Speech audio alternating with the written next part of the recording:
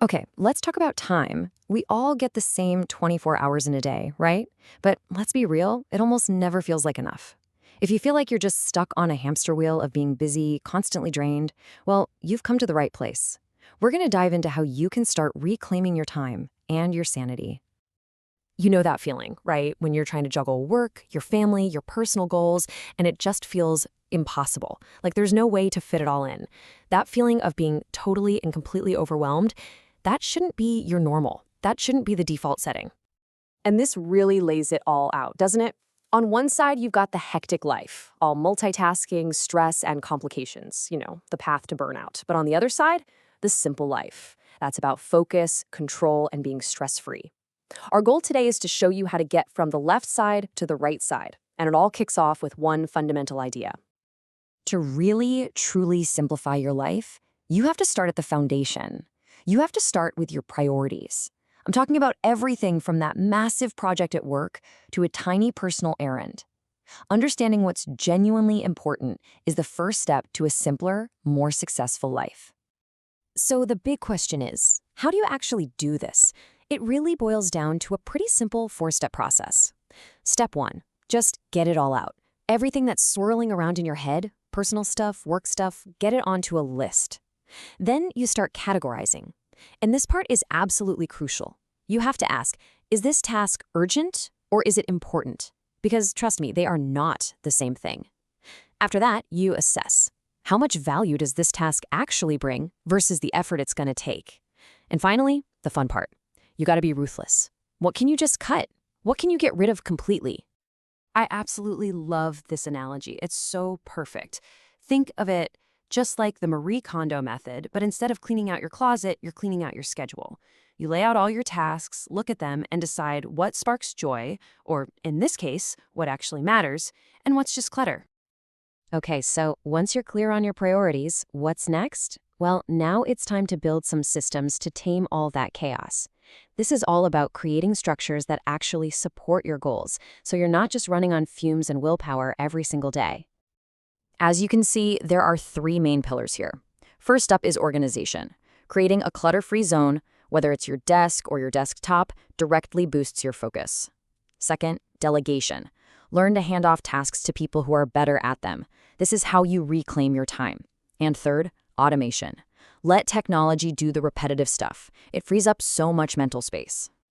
And this is exactly why building these systems is so important. It's not just about being neat. Did you know that disorganization is a huge cause of anxiety? It makes perfect sense. When you create order and simplify, you get this incredible sense of control back. You have power over your own time again.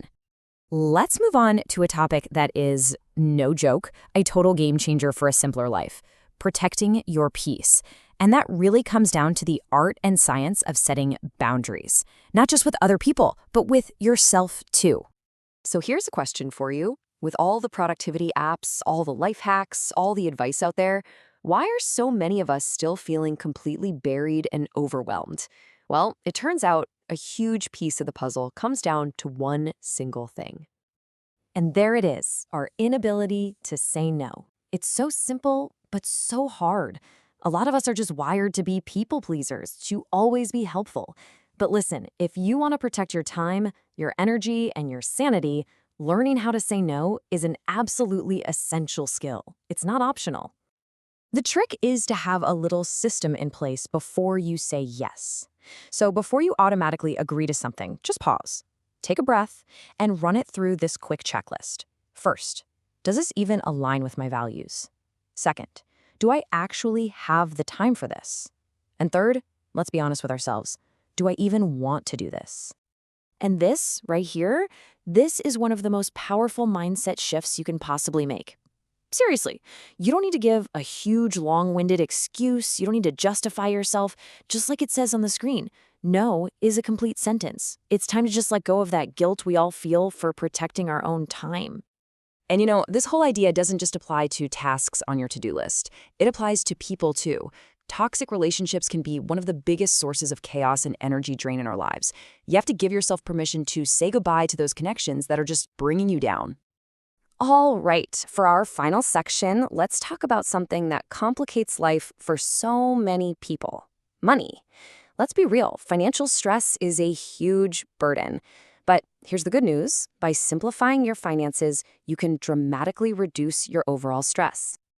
So, where do you start? Here are some key steps. First, you have to get a clear picture of where you are right now: your income, your debts, your spending, and do it without any judgment.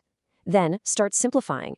Reduce the number of bank accounts and credit cards you're juggling. Pour your energy into knocking out that high interest consumer debt. And for investing, keep it simple. Think funds instead of trying to be a stock picking genius. If you need a simple framework to get started, the 50-30-20 model is fantastic. It's super straightforward. 50% of your take-home pay goes to your needs, rent, food, utilities. 30% is for your wants, the fun stuff. And a non-negotiable 20% goes straight to savings and paying down debt. It's a clear roadmap. And I really want to drive this point home. Simplifying your finances isn't about restriction. It's not about doing without. It's the complete opposite. It's about empowerment. It's about taking back control so you can do more with what you have and put your money towards the things that truly light you up.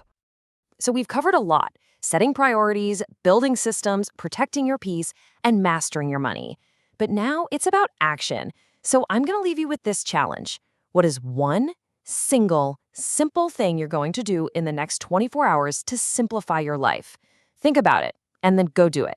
Here's to a simpler, happier life.